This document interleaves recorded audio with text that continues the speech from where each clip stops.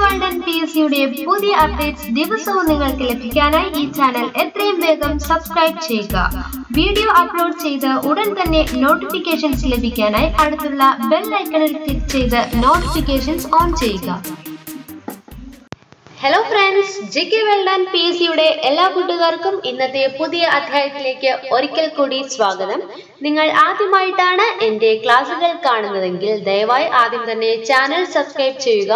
ഒപ്പം നിങ്ങളുടെ അഭിപ്രായങ്ങളും നിർദ്ദേശങ്ങളും ഞങ്ങളുടെ കമന്റ് ബോക്സിൽ കമന്റ് ചെയ്യാവുന്നതാണ്. അതോടൊപ്പം തന്നെ JK വേൾഡ് ആൻഡ് PSC എന്ന ഞങ്ങളുടെ FB പേജ് നിങ്ങൾ ലൈക്ക് ചെയ്യുക. അതുവഴി നിങ്ങൾക്ക് പുതിയ എക്സാം നോട്ടിഫിക്കേഷൻസും അതോടൊപ്പം കുറേ ചോദ്യോത്തരങ്ങളും ലഭ്യമാകുന്നതാണ്. ഒപ്പം ഞാൻ നിങ്ങൾക്ക് വളരെയേറെ സന്തോഷം നൽകുന്ന മറ്റൊരു കാര്യമായിട്ടാണ് ഇന്ന് എത്തിയിരിക്കുന്നത്. നിങ്ങൾക്ക് ഞങ്ങളുടെ ക്ലാസ്സുകൾ കുറച്ചുകൂടി അഡ്വാൻറ്റേജ് ആയി തികച്ചും സൗജന്യമായി അക്കാഡമി എന്ന ആപ്പിലൂടെ ലഭ്യമാകുന്നതാണ്. അതോടൊപ്പം തന്നെ ആ ആപ്പിൽ നിങ്ങൾക്ക് എന്നെ ഫോളോ ചെയ്യാനുള്ള സൗകര്യവും ലഭിക്കുന്നു. അതിന്റെ ലിങ്ക് ഈ ചാനലിന്റെ താഴെയുള്ള ഡിസ്ക്രിപ്ഷൻ ബോക്സിൽ നിങ്ങൾക്ക് ലഭ്യമാകുന്നതാണ്. ആ ലിങ്ക് നിങ്ങൾ ചെയ്യേണ്ടത് ആദ്യം ഓപ്പൺ ചെയ്യുക. ക്ലാസ്സുകൾ തികച്ചും നിങ്ങൾക്ക് സൗജന്യമായിട്ടാണ് ലഭ്യമാകുന്നത്. അതിൽ നിങ്ങൾക്ക് എന്നെ ഫോളോ ചെയ്യാനുള്ള ബട്ടൺ ഉണ്ടാവും, അതിൽ ക്ലിക്ക് ചെയ്യുക. അതോടൊപ്പം തന്നെ നിങ്ങൾ എൻ്റെ ക്ലാസ്സിൽ എൻറോൾ ചെയ്യുക. എൻറോൾ എന്ന ഓപ്ഷനും നിങ്ങൾക്ക് അവിടെ കാണാൻ സാധ്യമാകുന്നതാണ്.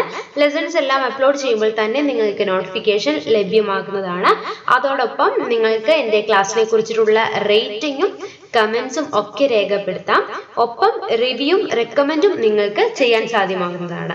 അതുവഴി നിങ്ങൾ നിങ്ങളുടെ കൂട്ടുകാർക്ക് തികച്ചും സൗജന്യമായി PSC ക്ലാസ്സുകൾ തികച്ചും വളരെ സൗജന്യമായി അവർക്ക് കൂടി എത്തിച്ചു കൊടുക്കാൻ വേണ്ടിയിട്ട് വാട്സാപ്പിലും ഫേസ്ബുക്കിലും ഒക്കെ ഷെയർ ചെയ്യാവുന്നതാണ്. അപ്പോൾ നമ്മൾ ക്ലാസ്സിലേക്ക് വരികയാണ്. ഇന്ന് നമ്മൾ പഠിക്കാൻ പോകുന്നത് കേരളത്തിന്റെ പ്രധാനമായിട്ടുള്ള വ്യവസായ മേഖല എന്ന സെക്ഷനാണ്. അപ്പോൾ നമുക്ക് ക്ലാസ്സുകൾ ആരംഭിക്കാം. ഫസ്റ്റ് ഞാൻ പറയാൻ പോകുന്നത് വ്യവസായ മേഖലയെ കുറിച്ചിട്ടാണ്. 1938 ശേഷമാണ് കേരളത്തിൽ ആധുനിക വ്യവസായശാലകൾ സ്ഥാപിതമായത്. അപ്പോൾ 1938 അതിനുശേഷം ആ ഒരു കാലഘട്ടത്തിന് ശേഷമാണ് കേരളത്തിൽ ആധുനിക വ്യവസായശാലകൾ സ്ഥാപിതമായത്. കേരളത്തിൽ ഓട് വ്യവസായം തുടക്കം കുറിച്ചത് ബാസൽ മിഷനാണ് കേരളത്തിൽ ഓട് വ്യവസായത്തിന് തുടക്കം കുറിച്ചത്. ശ്രദ്ധിക്കുക, ഓട് വ്യവസായത്തിന് കേരളത്തിൽ തുടക്കം കുറിച്ചത് ബാസൽ മിഷനാണ്. കേന്ദ്ര നിക്ഷേപത്തിന്റെ തോതിൽ കേരളത്തിന്റെ സ്ഥാനം വരുന്നത് 17ാമതാണ്. കേന്ദ്ര നിക്ഷേപത്തിന്റെ തോതിൽ കേരളത്തിന്റെ സ്ഥാനം വരുന്നത് 17ാമതാണ്. നമുക്കിനി ഓരോ വ്യവസായ മേഖലയെ കുറിച്ചിട്ടും ഡീറ്റെയിൽ ആയിട്ട് പഠിക്കാം. ആദ്യം നമ്മൾ ഡിസ്കസ് ചെയ്യാൻ പോകുന്നത് കൈത്തറി വ്യവസായത്തെ കുറിച്ചിട്ടാണ്. കൈത്തറി വ്യവസായം. ഏറ്റവും കൂടുതൽ കൈത്തറികൾ ഉള്ള ജില്ലയാണ് കണ്ണൂർ ജില്ല.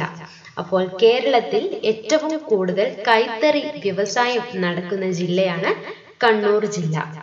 ഏറ്റവും കൂടുതൽ കൈത്തറി സഹകരണ സംഘങ്ങളുടെ ജില്ല തിരുവനന്തപുരത്താണ്. ഏറ്റവും കുറവ് വരുന്നത് വയനാട് ജില്ലയിലാണ്.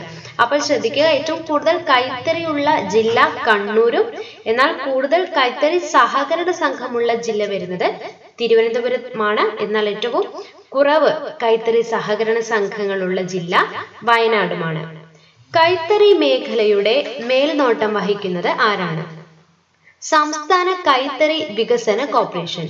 സംസ്ഥാന കൈത്തറി വികസന കോർപ്പറേഷനാണ് കൈത്തറി മേഖലയുടെ മേൽനോട്ടം വഹിക്കുന്നത്. ഹാൻഡ് വീവ് സ്ഥാപിതമായ വർഷമാണ് 1968. എന്താണ് ഹാൻഡ് വീവ് സ്ഥാപിതമായ വർഷം? 1968. കൈത്തറി മേഖലയുടെ മേൽനോട്ടം വഹിക്കുന്നത് സംസ്ഥാന കൈത്തറി വികസന കോർപ്പറേഷനാണ്. പ്രാഥമിക കൈത്തറി സഹകരണ സംഘങ്ങളുടെ അപ്പെക്സ് സംഘം എന്താണ് ചോദിച്ചിരിക്കുന്നത്? പ്രാഥമിക കൈത്തറി സഹകരണ സംഘങ്ങളുടെ അപ്പെക്സ് സംഘമാണ് Kerala state handloom weavers cooperative society. Kerala state handloom weavers cooperative സൊസൈറ്റിയാണ് പ്രാഥമിക കൈത്തറി സഹകരണ സംഘങ്ങളുടെ അപ്പെക്സ് സംഘം. ഓക്കെ, അടുത്ത സെക്ഷൻ പ്രാഥമിക കൈത്തറി സഹകരണ സംഘങ്ങളുടെ അപ്പെക്സ് സംഘം ഏതാണ് ചോദിച്ചിരിക്കുന്നത്? Kerala state handloom weavers cooperative സൊസൈറ്റിയാണ്. അപ്പോൾ എന്താണ് ഞാൻ പറഞ്ഞിട്ടുണ്ടായിരുന്നത്? പ്രാഥമിക കൈത്തറി സഹകരണ സംഘങ്ങളുടെ അപെക്സ് സംഘമാണ് Kerala state handloom weavers cooperative society. കൈത്തറി വ്യവസായ വളർച്ചയ്ക്കു വേണ്ടി എല്ലാ സർക്കാർ ജീവനക്കാരും ആഴ്ചയിൽ 2 ദിവസം കൈത്തറി വസ്ത്രം ധരിക്കണം എന്ന് സംസ്ഥാന സർക്കാർ പ്രഖ്യാപിച്ച പദ്ധതി ഏതാണ്? ഉത്തരം കേരള തനിമയ്ക്ക് കൈത്തറി. ഒന്നുകൂടെ ആവർത്തിക്കാം. കൈത്തറി വ്യവസായ വളർച്ചയ്ക്ക് വേണ്ടിയിട്ട് എല്ലാ സർക്കാർ ജീവനക്കാരും ആഴ്ചയിൽ 2 ദിവസം കൈത്തറി വസ്ത്രം ധരിക്കണമെന്ന സംസ്ഥാന സർക്കാർ പ്രഖ്യാപിച്ച പദ്ധതിയാണ് കേരള തനിമയ്ക്ക് കൈത്തറി എന്ന പദ്ധതി. കേരളത്തിൽ കൈത്തറി തൊഴിലാളികൾക്കായി നടപ്പാക്കുന്ന പദ്ധതികൾ ഏതാണ്? കേരളത്തിൽ കൈത്തറി തൊഴിലാളികൾക്കായിട്ട് നടപ്പാക്കുന്ന പദ്ധതിയാണ് തനിമ. തിരുവനന്തപുരം, കൃതിക, കണ്ണൂർ. അപ്പൊ 2 എണ്ണമാണ് പറഞ്ഞിരിക്കുന്നത്. കേരള കൈത്തറി തൊഴിലാളികൾക്കായി നടപ്പാക്കുന്ന പദ്ധതിയാണ് തനിമ, അത് തിരുവനന്തപുരം ജില്ലയിലും. കൃതിക ഏതാണ്? കണ്ണൂർ ജില്ലയിലുമാണ്. കേരളത്തിൽ ആദ്യത്തെ തുണിമിൽ സ്ഥാപിച്ച സ്ഥലം ഏതാണ്? കേരളത്തിൽ ആദ്യമായിട്ട് തുണിമിൽ സ്ഥാപിച്ച സ്ഥലം കൊല്ലം ജില്ലയാണ്, 1881. അപ്പോൾ 1881 കേരളത്തിൽ ആദ്യത്തെ തുണിമിൽ സ്ഥാപിച്ച സ്ഥലം. ഓക്കെ, അടുത്തത് കേരളത്തിന്റെ റയോൺ ഉൽപാദനം നടത്തിയിരുന്ന സ്വകാര്യ മേഖലാ സ്ഥാപനം ഏതാണ്?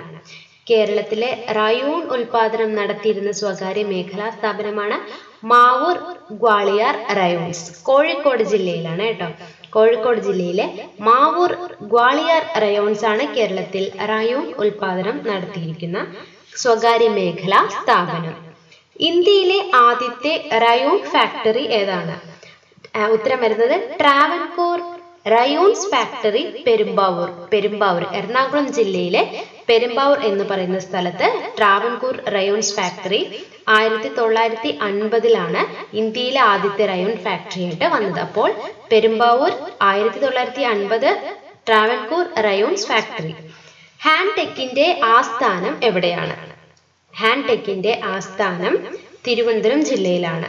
ഹാൻടെക്സിന്റെ ആസ്ഥാനം തിരുവനന്തപുരം ജില്ലയിലാണ്. ഹാൻഡ് വീവിന്റെ ആസ്ഥാനം വരുന്നതോ കണ്ണൂർ ജില്ലയിലാണ്. അപ്പോൾ രണ്ടും തെറ്റരുത്.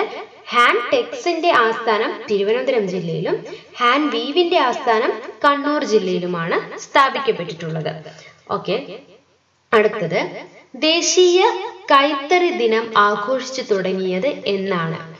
ദേശീയ കൈത്തറി ദിനം ആഘോഷിച്ചു തുടങ്ങിയത് 2015 ഓഗസ്റ്റ് 7 മുതലാണ്.